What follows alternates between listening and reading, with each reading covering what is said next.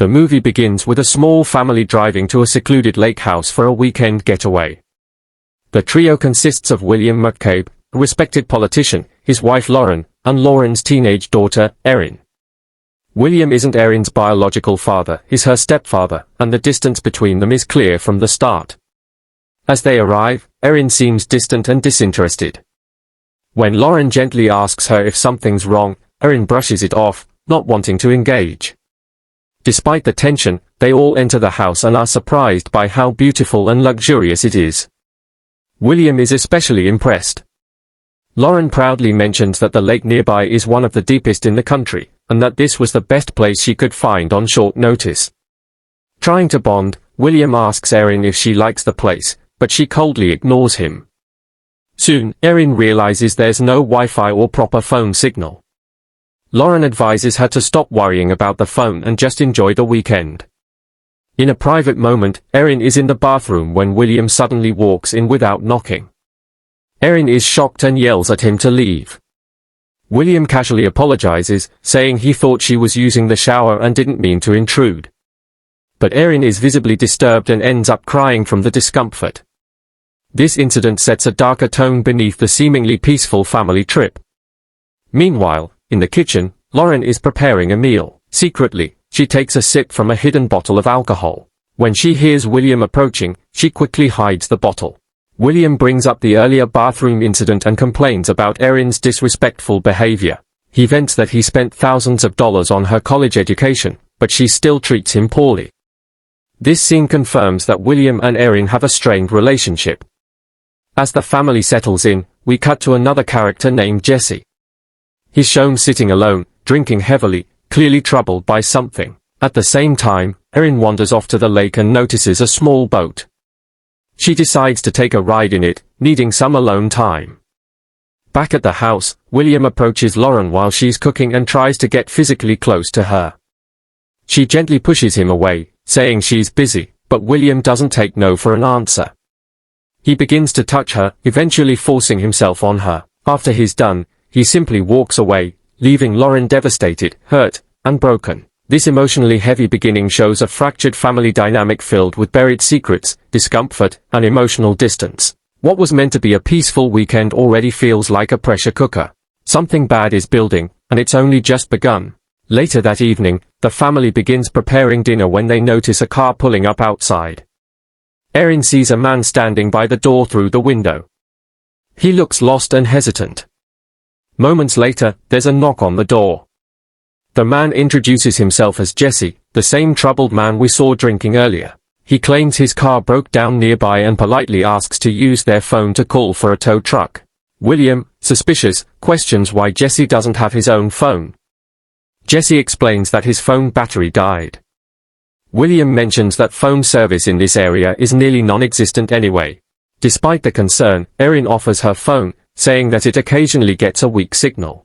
Jesse then casually asks if anyone has a cigarette. William replies that Erin doesn't smoke, but to her parents' surprise, Erin pulls out a cigarette and hands it to Jesse. This small act subtly shifts the energy in the room, hinting that Erin may feel some connection or curiosity toward the stranger. Using Erin's phone, Jesse calls a friend and requests help. He's told someone can come pick him up in about 90 minutes. Erin suggests he wait inside since it's freezing outside. Lauren agrees and invites him to stay until help arrives. William seems unsure, but agrees reluctantly. The group sits together, and Jesse and William begin drinking. Jesse asks Erin if she drinks, and before William can object, Erin insists she wants to try just one drink. Jesse then mentions he used to be a bartender and prefers to make them a special cocktail as a thank you for their kindness. He carefully prepares drinks for William, Lauren, and Erin, but noticeably does not make one for himself. William feels uneasy and initially refuses to drink. But after a bit of peer pressure and light-hearted talk, he finally gives in. Lauren and Erin head to the kitchen to check on dinner, while William and Jesse begin chatting. Jesse casually asks William about his profession. William reveals that he's a governor. Jesse expresses mild surprise, then mentions how public figures often make tough decisions that not everyone agrees with. William responds confidently, saying he focuses only on the positive and doesn't dwell on the criticism. But something isn't right. William begins to feel dizzy. And then, all three of them, William, Lauren, and Erin, slowly lose consciousness. The scene fades in at night. William, Lauren, and Erin slowly wake up to find themselves tied to a sofa. Their heads are foggy, and confusion quickly turns to panic. In front of them sits Jesse, calm, quiet, and eating like nothing's wrong. The image is disturbing. Without warning, Jesse stands up, kisses Lauren on the cheek, and then slaps William hard across the face. He tells them they're going to play a game. There are 3 questions William must answer honestly. Jesse already knows the answers. He just wants to test William's truthfulness. If William lies, there will be consequences. Jesse then darkens the house, closing all the curtains, and shutting the windows to keep the world out. The atmosphere becomes tense, claustrophobic. He then turns to Erin, telling her she's a beautiful girl. But there's menace in his tone. He warns William that if he lies, he'll hurt both Lauren and Erin. To raise the pressure, Jesse forces William to drink again. Then he turns to Lauren and gives her a disturbing offer. If she wants the game to stop, she must spend private time with him. He claims he loves her and could treat her better than William ever did. William loses control, shouts angrily at Jesse, and hurls insults at him. Jesse responds by punching Lauren in the face, drawing blood.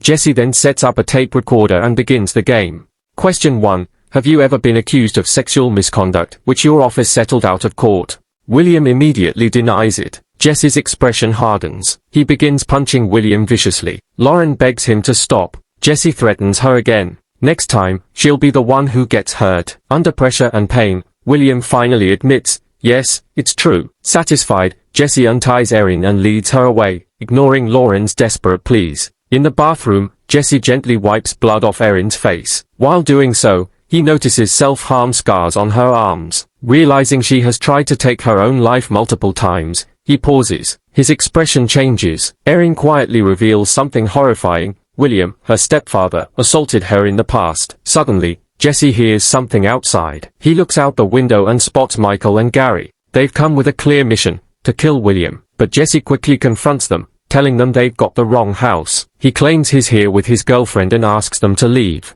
As the 2 men walk away, still suspicious, Jesse returns Erin to the lounge and ties her back up. He's not done yet. Jesse prepares to ask the second question. He looks straight at William and asks, since marrying Lauren, have you ever cheated on her? William hesitates, then glances at Lauren. He quietly admits, yes. Lauren is stunned. Her expression says everything: shock, disappointment, and heartbreak. Jesse, surprisingly, praises William for his honesty. But the game isn't over. Now comes the third and final question. Jesse's tone darkens as he asks, have you ever forced yourself on someone? William tries to defend himself, but Jesse doesn't wait. He strikes William hard across the face, drawing blood. The moment turns brutal. Jesse repeats the question, and under physical and emotional pressure, William finally screams, yes. Jesse walks to the bathroom to clean up, while Lauren and Erin, shaken, try to process what they've just heard. They can't believe William is capable of such cruelty. Somehow, William breaks free from his restraints. Lauren pleads with him not to run, not to abandon his family, but William ignores her and escapes into the night. Jesse hears the noise and grabs a gun. He chases William into the dark woods. After a tense pursuit, Jesse manages to catch him and begins dragging him back toward the house. But before they can get far, Michael and Gary return. They hadn't gone far after all. William desperately begs for help, telling them his family is tied up inside and in danger. The 2 men confront Jesse, demanding he release William. Jesse refuses, saying William is his responsibility now. A fight breaks out. In the chaos, William escapes again. Jesse shoots and kills Michael. Gary attacks Jesse. The 2 engage in a brutal hand-to-hand fight. Jesse barely manages to overpower Gary and runs after William once more. William reaches a highway and thinks he's finally safe, but Jesse catches up, tackles him, and drags him back to the house. Inside, Jesse ties him to the couch again and smashes his legs with a hammer. Suddenly, there's a knock. It's Michael. He's still alive. He attacks Jesse and almost kills him, but Erin intervenes and stabs Michael with a knife. William tells Erin to stab Jesse too, but she turns on William instead. Jesse overpowers her just in time and calms the situation. He takes Erin to her room, gives her headphones, and tells her to ignore what's about to happen outside. Back in the lounge, Jesse announces there's one final extra question, a personal one he hadn't planned on asking. He quietly asks William, did you ever assault Erin? The room falls silent. Lauren is horrified.